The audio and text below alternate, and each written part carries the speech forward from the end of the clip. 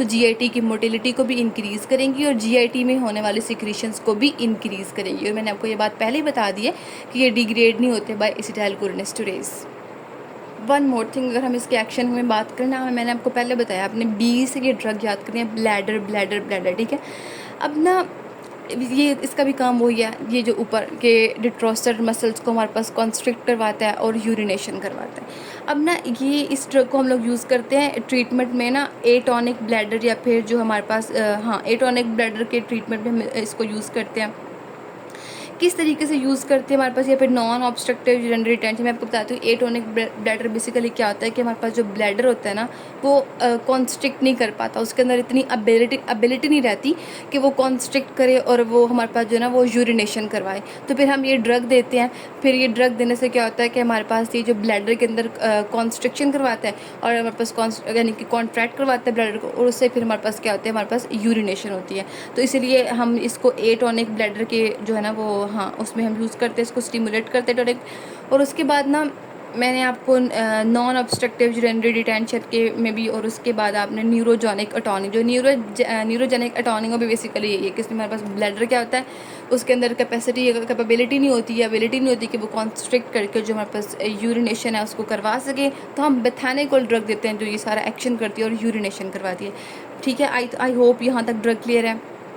चलिए ना, अब हम फटाफट से इधर से जो इसकी जो है ना वो एडवर्स इफेक्ट्स भी कर लेती हैं।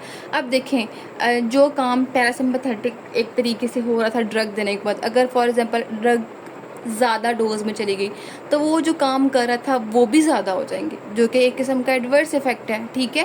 यानी कि वो एक रेंज से ऊपर जो भी काम होगा वो हमारे लिए एडीआर ही होगा। जैसे कि मैंने आपको बताया था कि ये ड्रग जो है ये सिक्रीशंस करवाती है, लेकिन अगर ये बहुत ज़रा एडीआर में क्या, अगर ड्रग ज़्यादा जा रही है तो हमारे पास सिक्रीशंस बहुत ज़्यादा की तो क्या हो जाएगी, ज़रा स्वेटिंग हो जाएगी।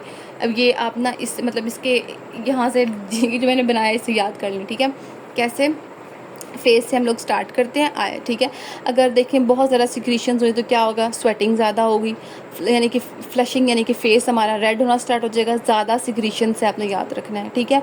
उसको मैंने आपको बताया था कि ये ड्रग जो है हमारे पास ब्लड प्रेशर को, जो हाई ब्लड प्रेशर होता है ना ये उसको जो है ना वो लो करती है, ठीक है।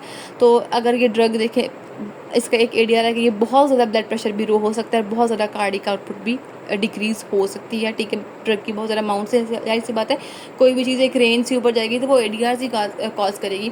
फिर उसके बाद हमारे पास क्या आता है कि मैंने आपको बताया था कि ये ड्रग क्या करती है कि हमारे पास जो है ना ये ब्रोंको कॉन्स्ट्रिक्शन कॉज करवाती है, लेकिन जाहिर सी बात अगर बहुत ज़्यादा ब्रोंको कॉन्स्ट्रिक्शन कॉज करवाई तो आप ये ब्रोंको स्पैज भी कॉज कर सकते हैं। और ये ड्रग जो है हमारे पास पीपल की कंस्ट्रक्शन करवाती है, मायोसिस होती है, और ज़्यादा इंस्टॉल करने से ज़्यादा इसका जो है ना आइज़ पे भी अब नेगेटिव इफेक्ट आएगा।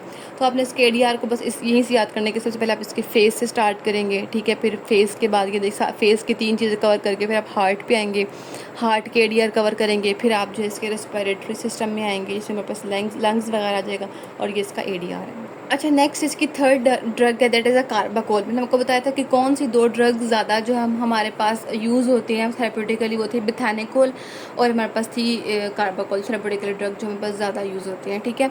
अच्छा, अब मैं आपको एक और चीज़ बताती हूँ कि हमारे पास जो है ये कार्बाकोल जो है ये भी हमारे पास जो है दोनों रिसेप्टर्स पे ही एक्ट करती है, ठीक है।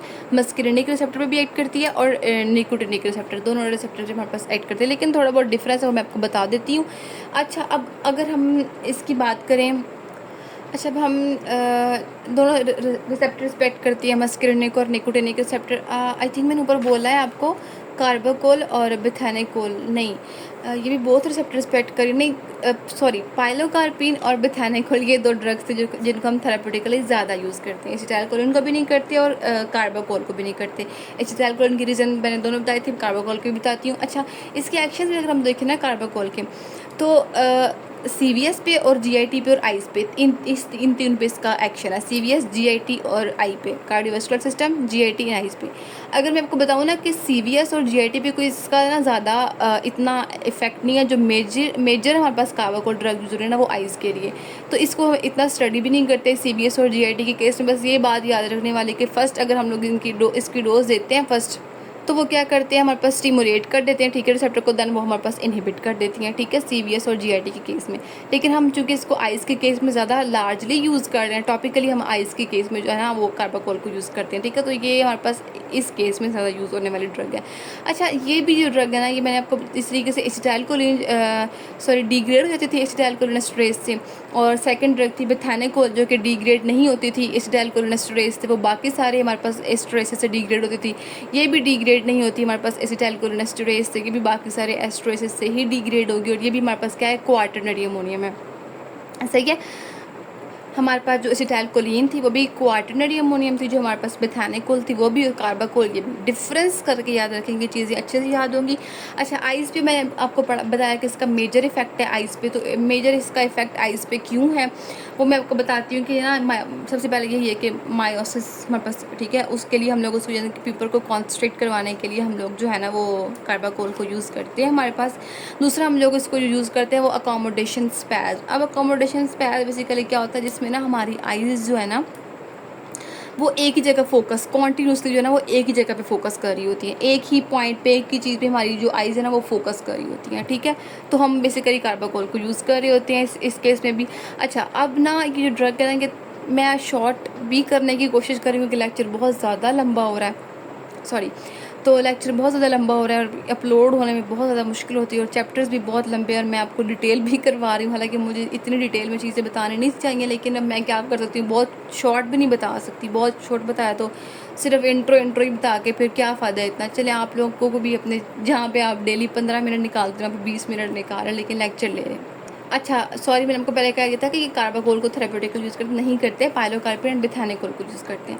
अच्छा, अब कार्बाकोल को मैंने आपको बताया कि इसको भी थेरेप्यूटिकल यूज़ नहीं करते, क्यों? एक तो वही कि ये मस्करेनिक और निकोटिनिक रिसेप्टर्स दोनों पे एक्ट करते हैं, इसीलिए, ठीक है। तो उसके बाद इस ड्रग की जो पोटेंसी है, बहुत ज़्यादा ड्रग पोटेंट है, और इसके बाद इसका जो ड्यूरेशन ऑफ एक्शन है वो बहुत ज़्यादा है, ठीक है। चूँकि हमने इसको आइज़ में यूज़ करना है, आइज़ में टॉपिकल हम इसको यूज़ करें, तो आइज़ में हमने इसको यूज़ कर रहे हैं फॉर एग्जाम्पल सर्जरी में किसी भी, तो इसका तो ये जो है ना, ये आइज़ में अगर इतनी देर के लिए रहेगा, लॉन्गर ड्यूरेशन के लिए रहेगा, तो हमारे पास साइड इफेक्ट भी ज़्यादा कॉज कर सकते हैं, राइट। तो इसलिए जो है ना वो हम कार्बाकोल को थेरेप्यूटिकली यूज़ नहीं करते। क्यों नहीं करते मैंने वो भी बता दिया हुआ है, आई होप इट्स क्लियर। अच्छा, चूँकि अब ये हम इसको आइज़ में यूज़ कर रहे हैं, तो ऐसा इसका कोई एडवर्स इफेक्ट जो है ना वो हमारे पास अभी तक सामने नहीं आया। लेट मी रिवाइज़, ये हम तीनों ड्रग्स रिवाइज़ कर लेते हैं। सबसे पहले हमने क्या पढ़ी, एसिटाइलकोलिन, मैंने आपको बताया कि क्या नाम है, रुकें, मैंने ना एंड पे एक ना रिवीजन वाला टेबल भी बनाया हुआ है, तो वहाँ से हम रिवाइज़ कर लेते हैं एज़ कम्पेयर टू यहाँ पे लेक्चर लंबा करने से बेहतर है। अच्छा, मैंने एज सच इसके वैसे तो खुद से अपने लेक्चर में भी पॉइंट्स नहीं बनाए हुए थे, कंपैरिजन में मैंने प्रिपेयर कर लिया था, लेकिन मैं आपको फिर मैंने अभी ये लिखा है, मैं आपको प्रिपेयर अभी इधर से करवा देती हूँ।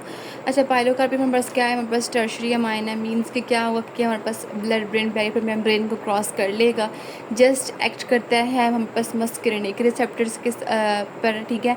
और ये जो है ना हमारे पास मैं जिस तरीके से मैंने पढ़ा था एसिटाइलकोलिन में जो है ये डिग्रेड हो, एसिटाइलकोलिन डिग्रेड हो जाती थी ना एंजाइम एसिटाइलकोलिनेस्टरेज से, ये भी डिग्रेड हो जाएगी, पिछली दोनों डिग्रेड नहीं थी होती, ठीक है।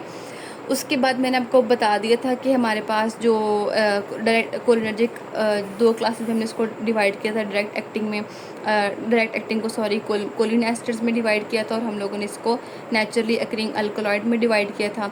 कार्बाकोल और बेथानिकोल हमारे पास कोलिन एस्टर्स में थे, और पाइलोकार्पिन हमारे पास किस में थी, नेचुरली अकरिंग अल्कलॉइड। तो ये हमारे पास पाइलोकार्पिन किस क्लास में आ जाएगी, नेचुरली अकरिंग अल्कलॉइड में। अगर हम इसके एक्शंस की बात करें तो हमारे पास मेजरली इसका भी यूज़ हमारे पास आइज़ में, यानी कि हम इसको मायोसिस के लिए यूज़ करते हैं, और स्पैज़म अकोमोडेशन, मैंने आपको ये पहले बता दिया स्पैज़म अकोमोडेशन के केस में क्या होता है।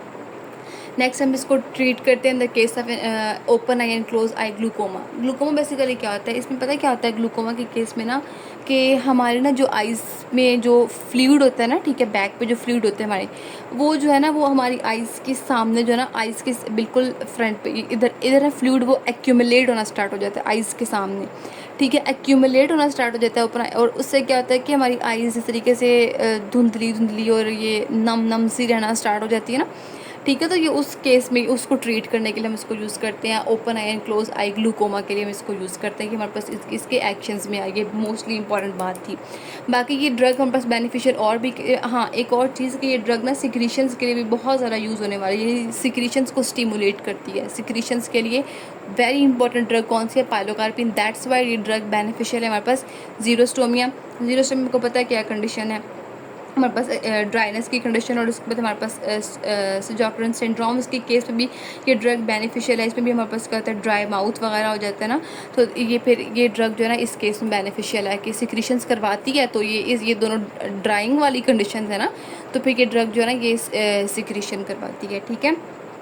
उसके बाद आई होप यहाँ तक क्लियर हो गया है। अच्छा, आप लोगों को अपना मोबाइल पता नहीं कैसे रोटेट करके जैसे भी नज़र आए, क्योंकि ये ना सामने वाले पोस्टर से बिल्कुल सही से नज़र नहीं था आ रहा, तो मुझे अपना टिल्ट करना पड़ा रजिस्टर। आप लोगों को शायद स्क्रीन रोटेट करनी पड़े, तो आप लोग कर लीजिएगा। ये मैंने ना जो चारों ड्रग्स आपको करवाई हैं ना, ये मैंने उसका डिफरेंस लिखा है। ये मोस्टली आपको याद हो जाएगी ये चीज़ें। देख, सबसे पहले अगर हम क्लास की बात करें तो ये डायरेक्ट एक्टिंग कोलिन एस्टर पे बिलोंग करती है। इस्टाइल कोलिन, बिथाइलिन, carbachol, pilocarpine. Direct acting choline ester से पे बिलोंग करती है। ये भी कोलिन एस्टर, ये भी कोलिन एस्टर, ये खाली नेचुरली अकरिंग अल्कलॉइड है। ठीक है। उसके बाद रिसेप्टर की बात करें तो ये मस्करेनिक और निकोटिनिक रिसेप्टर्स पे एक्ट करती है। ये खाली मस्करेनिक पे, ये मस्करेनिक और निकोटिनिक, और ये मस्करेनिक। मैं सारी बातें पीछे बता के दोबारा से रिवीजन करवा रही हूँ। ठीक है। उसके बाद अगर मैं आपको बताऊं तो ये हमारे पास जो है ना ये हाँ ये क्वाटरनरी अमोनियम है, ये भी क्वाटरनरी अमोनियम है, ये भी क्वाटरनरी। बस हमारे पास वो है ना ये टर्शरी हमारे पास अमोनियम है, पाइलोकार्पिन।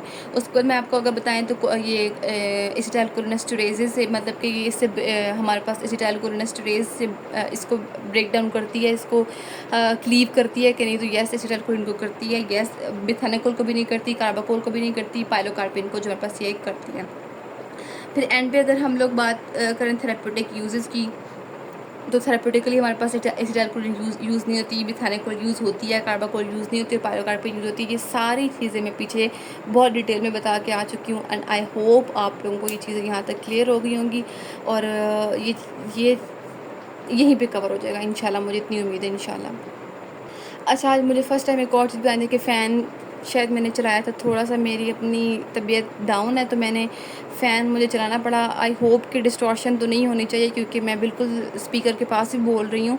तो अगर फिर भी मैं कोई थोड़ी बहुत भी डिस्टॉर्शन, तो उसके लिए काइंडली सॉरी, क्योंकि मैं बहुत ज़्यादा नींद में बैठ के लेक्चर दे रही हूँ। मैंने रीज़न आपको बता दिया। ठीक है, okay, thank you so much. अब हम अपने नेक्स्ट लेक्चर में जो है ना वो indirect acting cholinergic agonist start करेंगे, और आई होप इस तरीके से आपको डायरेक्ट एक्टिंग समझ में आई ना, इस तरीके से आपको इनडायरेक्ट एक्टिंग भी समझ में आएगा। Till that, thank you so much. अल्लाह हाफिज़।